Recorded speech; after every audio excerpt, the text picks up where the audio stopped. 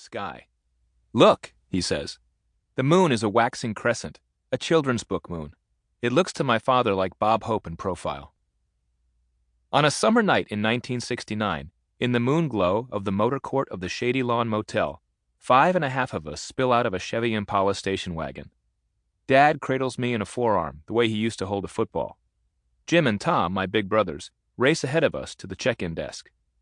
Mom, 5 months pregnant, presses a palm to her lumbar. She doesn't know it yet, but she will get the daughter she has instructed us to pray for every night.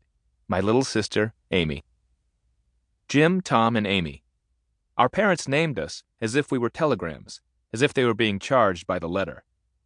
And so the Shady Lawn is cheap, the kind of motel Mom and Dad are partial to, with an air conditioner rattling in the window.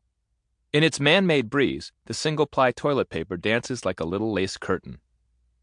A thrumming soda machine stands guard outside the lobby, lit from within and stocked with exotic pops, the kind of soft drinks we can only have and can only find on vacation. Tahitian Treat, Cactus Cooler, Bubble Up. Dad squeezes the coins in his pocket to stop them from jangling. He doesn't want Jim or Tom asking for change for a Shasta Cola or an Orange Crush. Vending machines, my father knows, are untrustworthy, prone to rob a man of his hard-earned nickels while leaving the desired treat agonizingly out of reach. He has already been betrayed by countless inanimate objects, and many animate ones. The super lemon that is our wood-paneled Ford LTD Country Squire station wagon is still a few years and a few dozen repairs in our future. So are a succession of unsatisfactory armchairs. The spring-loaded suspension of one such chair, his Archie Bunker chair, as we will come to call all of them, seems to give out the moment he drives it off the lot at Levitt's. From that day forward, whenever he hears the Levitt's commercial jingle, "You'll love it at Levitt's," Dad sings softly to himself, "It's lousy at Levitt's." And yet the mechanical failure of any man-made good, be it toaster or transmission, confirms his hard-won knowledge of the universe and seems to put him at peace. It proves him right that relying on other people, to say nothing of their mechanical offspring, is foolhardy. The larger the failure, the greater the gratification, so that when the furnace finally blows, he can sigh and say what he always does, "The joys of home ownership." Or when he is feeling especially philosophical, "C'est la vie." None of us knows it is c'est la vie, least of all Dad, who prior to flying to Paris for work will buy a book called French Made Simple. He'll never even open it, leaving it on our basement bookshelf for 2 decades while he wings it en français, developing his own versions of that and other languages. French made even simpler. When he tells us to eat in Italian, mange, it comes out as a kind of Chinese, mangiai, mangiai. In January of 1970, a 40-year-old man named Robert Goins inserts a few coins into the soda machine at his own filling station in Indianapolis. Then he presses a button and watches with growing fury as nothing at all happens. In previous years, by Goins' own estimate, that machine had taken $25 in nickels and dimes from him and his customers, and now, goddammit, he has had enough.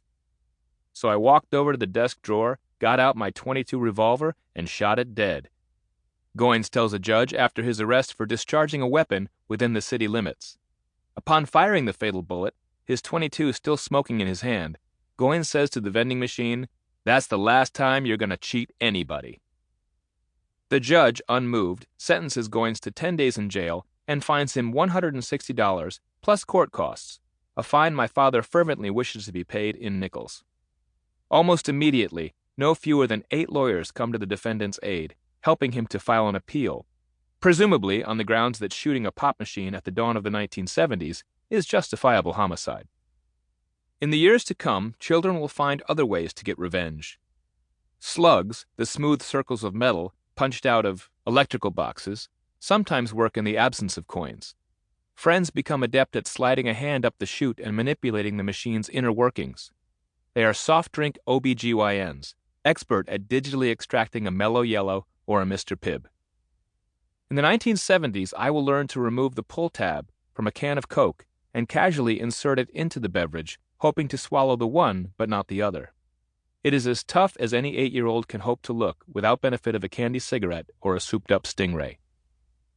But on this night in the late summer of 1969, I am not quite 3 and struggling to stay awake, freshly fed at a greasy spoon in the resort town of Wisconsin Dells. The Dells, as everyone in the